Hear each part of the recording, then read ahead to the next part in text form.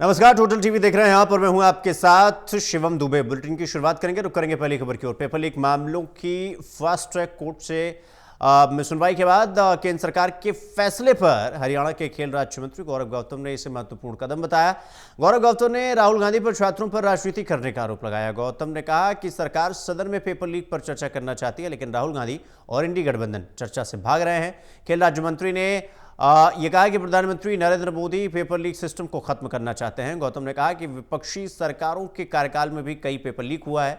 गौतम ने विपक्षी पार्टियों पर प्रदर्शन में असामाजिक तत्वों को लाकर अराजकता का माहौल बनाने की कोशिश करने का आरोप भी लगाया। देश के युवाओं से जुड़ा हुआ मुद्दा है, देश के भविष्य के साथ जुड़ा हुआ मुद्दा है। देश के प्रधानमंत्री नरेंद्र मोदी जी के लिए छात्रों का हित सबसे महत्वपूर्ण है। इसको सर्वोच्च प्राथमिकता देते हुए कि इस देश के युवाओं के साथ, छात्रों के साथ कोई भी खिलवाड़ करेगा तो उसको किसी भी कीमत पर बख्शा नहीं जाएगा। आज इस देश के माननीय प्रधानमंत्री नरेंद्र मोदी जी ने पेपर लीक पर दोषियों को कड़ी से कड़ी सजा मिले और फास्ट ट्रैक कोर्ट का गठन किया जाए, इस संबंध में सभी को निर्देश जारी किए हैं। संबंधित अधिकारियों को आवश्यक कार्रवाई के लिए भी इस देश के प्रधानमंत्री जी ने निर्देश जारी करे हैं।